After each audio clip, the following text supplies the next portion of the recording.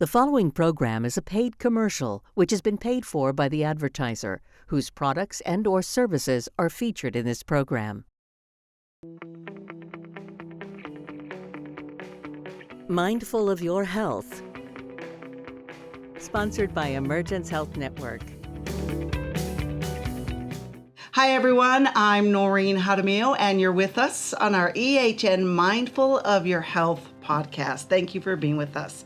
For the next 20 minutes or so, we are going to talk about a very important topic. September is Alcohol and Drug Recovery Month, but whether you're listening to this during the month of September or throughout the year, this is important information that you're going to want to know. So we have one of our experts at EHN here with us. We have Liz Arate.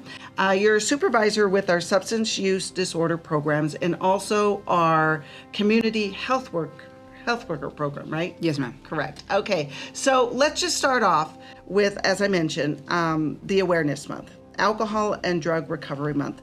What is the most important message that you want to send about recovery? I think the most important message is knowing first and foremost that addiction really does not discriminate. It affects anybody from any socioeconomic status, religion, race, ethnicity, gender, and that of course recovery is possible. Okay. Now it might be quite a journey to get there, but it's doable, correct? Yes. Okay. So how is addiction related to mental health? Well, addiction is actually related to mental health in that they often go hand in hand. So what I mean by that is you can have a substance use disorder that leads to a diagnosis of mental health, and you can also have a mental health disorder that may lead to substance use disorder. So they're co-occurring. Often what happens is individuals that have not yet been diagnosed with a mental health disorder often go into substance use as a way of coping with their symptoms. Is that another way of saying, because I've heard the term self-medicating? Yes. They're like, okay, this is helping me, so I'm going to start doing this. Yes. And like you said, then it leads to other problems. Yes, ma'am. Exactly. Okay. If you're an individual who is struggling with addiction, how do you know when it's time to seek help? Because, and I don't know, you tell me. I'm assuming part of that journey is, no, I can handle this on my own. But at some point, and I'm sure, there's statistics to support that, when you do get help, success is obviously better. It's when it's time to seek help for addiction is when there's multiple either work, family, or social problems. Okay. So it may look like missing work excessively, coming in under the influence still possibly of the substance.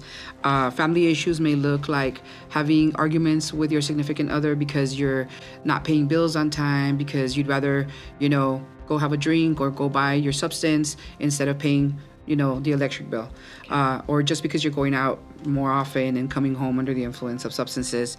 Definitely another family issue or another social issue could be getting into arguments with your friends while you're under the influence, or now hanging out with different friends that are now using harder substances than before, and so having that disconnect with your current friends that probably most likely wouldn't do that. Okay. So that's an example. And of course, things like for youth, it could be seen as, a drop in grades, a drop in attendance, also hanging out with a different crowd than you used to before. And of course, the family problems that come with your parents finding out that you're under the influence. That you're doing that. Okay, actually, that's interesting. I had heard the conversation about, your family, but you don't think about it, your friends. If your friends are noticing, hey, I don't like this behavior, I guess the individual adapts and then goes to find the people who are engaging in similar behavior. Yes, so that's correct. Interesting. Okay. What does the process look like for someone, they've realized, okay, it's gotten to those points, where I've elevated. What is the process? What is the next step? And what are the challenges that come with seeking help? Well, I think the process, just most importantly, is to understand that it's not easy, right? As easy as, for several reasons. Okay. One of the challenges we still face, of course, is stigma. For some, cultural stigma as Hispanics, we know that getting help for addiction can be seen as something that only weak people do, or something that, we don't talk about, we don't want to share, we want to keep that within our unit, our family unit. So that's one. Another stigma, of course, is self-stigma. Okay. The individual may be experiencing, that embarrassment, that shame, that guilt of wanting to reach out for help. And one of the most seen challenges we also have is not knowing the resources that are available to them. Okay. What do those resources look like? And I know I'm sorry, I'm kind of going off here, but they come in multiple different forms, correct? So yes, we have multiple different, we have recovery groups, we have individual and group counseling, we have medication-assisted treatment, we have multiple other programs just that are aimed at helping individuals with the substance use disorder. Okay, and real quick, because you had mentioned something, you have individual or group. For a person who has finally taken that step that I'm going to get help, would the thought of being in a group discussing this, is that kind of intimidating? And how helpful is it? It could be intimidating, but it could also be very helpful once you've broken that. I think it's all depends on the rapport that you're building while you're with that individual in therapy or in counseling, and just allowing them the opportunity to at least attempt to do group counseling, because it is very beneficial to be surrounded by other individuals that are going through that process, so that you know that you're not alone in this process. Okay, interesting. What does an individual need to get them on the road to recovery? And I know you briefly talked about this, but like if you had to mention, I don't know, the top 3 or top 4, what do you really need to really start that journey? I think definitely to focus on yourself. Okay. To know that you're worth the hard work that you're going to put into recovery, because it's not easy, but it is very doable, of course. Okay. Focus on getting yourself a form of support, whether it's family, friends, or even the agency that you're going to seek assistance with. That can also be a form of support, because not everybody has family or friends, depending on where they are in their addiction. And of course, just the most important thing is being committed to yourself, to the process. Okay, all right. So are some addictions worse than other? And I don't even know if there's an answer to that question. That's just for my lack of knowledge in this area. But whether it be alcohol or maybe, some of the other substances out there. Is that journey a little harder for others? So that's a tough question. Okay. There are different substances, for example, heroin and alcohol, that are physically very difficult to withdraw from. Okay. But of course, in the end, it's all really up to the individual, and because no two are alike, and it just depends on that individual and what they're going through. So there's no, this drug is harder, this drug is easier, because only that individual knows what they're going through and what they're experiencing, no matter what the drug may be. Okay. So there's no blanket statement for everyone to say, okay, you have this is how we're going to fix it. No. It's kind of works its way out. Yes. Okay. I want to talk a little bit now about being the loved one or the friend that, we mentioned, of someone who is dealing with addiction. What message do we want to share with them? Because it does impact family, and friends. You might lose a friendship. So what message do we want to share with them? I think there's a few things you want to consider. I think being patient with yourself and with your loved one, because again, it's not an easy task. Okay. I think as a family or a friend or a loved one of the individual that's going through it, is educate yourself about addiction. Do your research on what options are out there for helping them, right? And possibly even reach out to those agencies prior to even speaking to your loved one, right? Letting them know that you're here to support them in their recovery, and ask them also, a lot of the times what we tend to do as a loved one or as a family member is we try to tell you, like, oh, I know what you need this. Okay. And because you want to help them, and you can see that there is a need for help for that person, but it's not telling them what they need, is asking them, what can I do to help you in this process? And I think that's a very important thing that we forget to ask. How can I help you? What can I do for you? Okay. And then start from there too. Okay, I like that. So be a good listener and support. Yes. How difficult is that? Because I mean, I know this whole thing is difficult. This journey, but as a family member, you've probably gotten to a point where you've had those fights that you're talking about. You've gotten to that level, but it's they need your support just as much as they need it from the professional who's giving this help. Correct? Yes. Okay. Alrighty, go ahead. Did you want to elaborate? I said definitely not easy. If it was easy, I mean, it if we wouldn't be in some of the situations that our individuals are in, right? Including Okay. family members. Got it. Okay.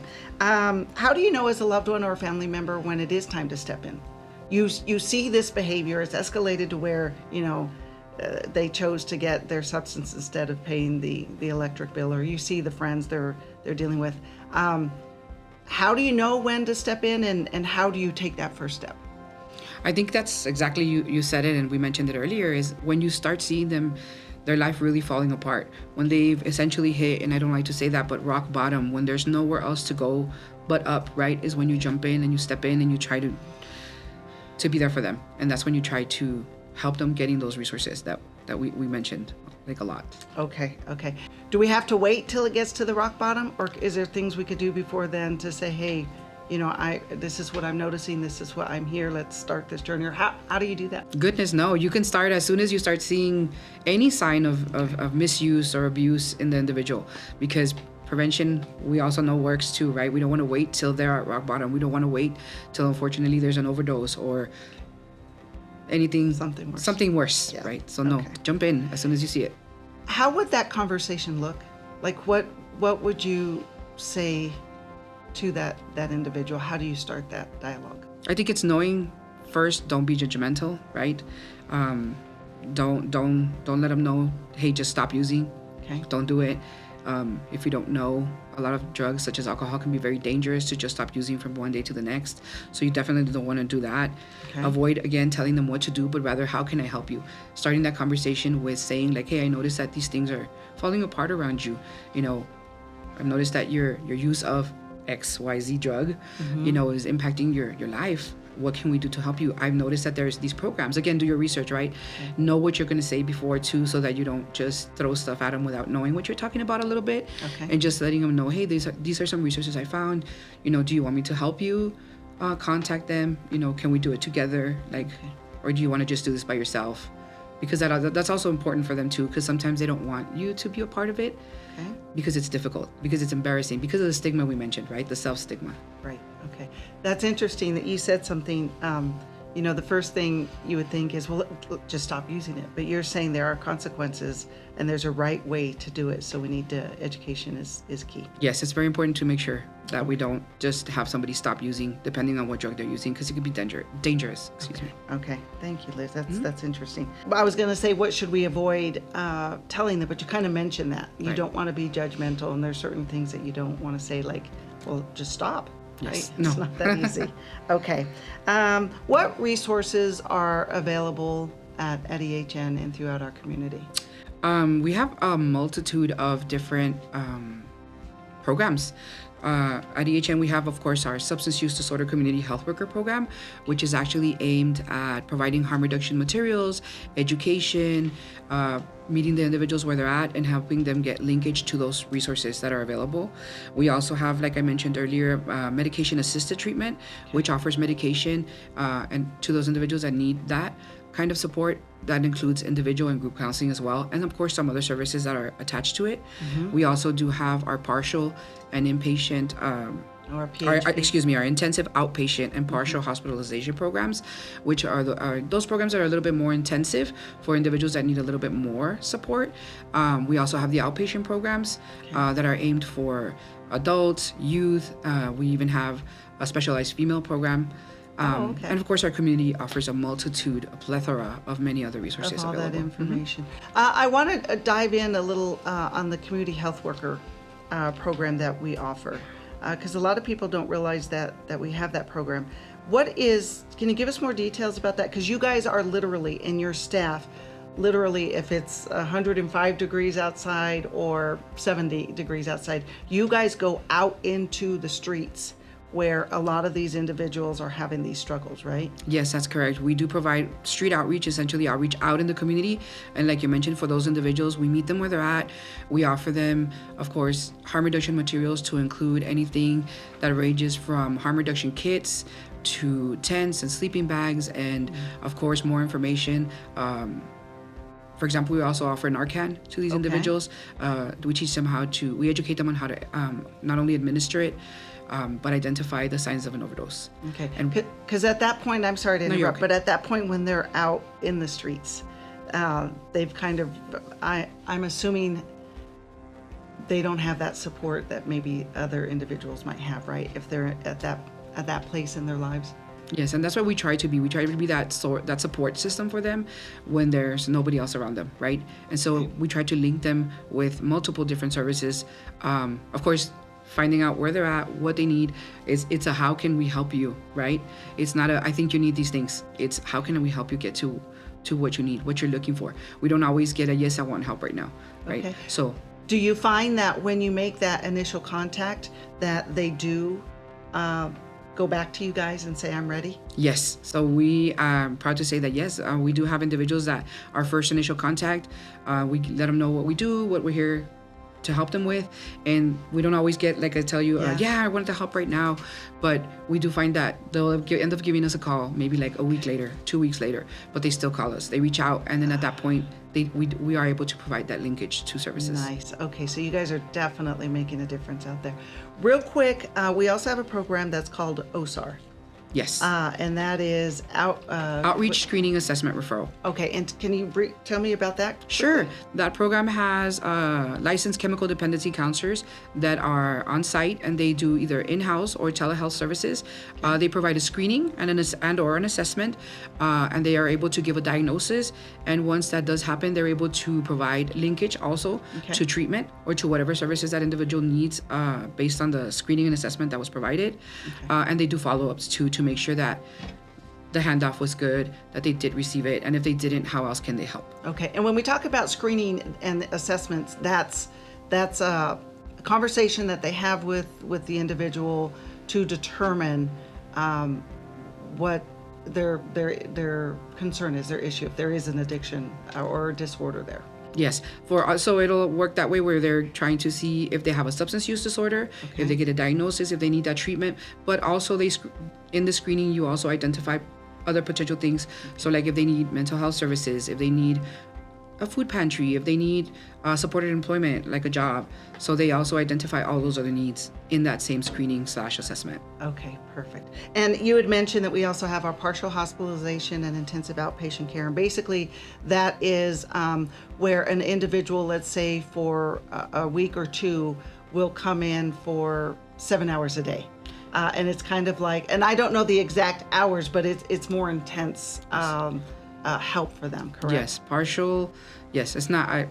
I'm not too familiar with also how many hours. It depends on hours, but yes, they do come in for a longer period of time because they need a little more support at the moment.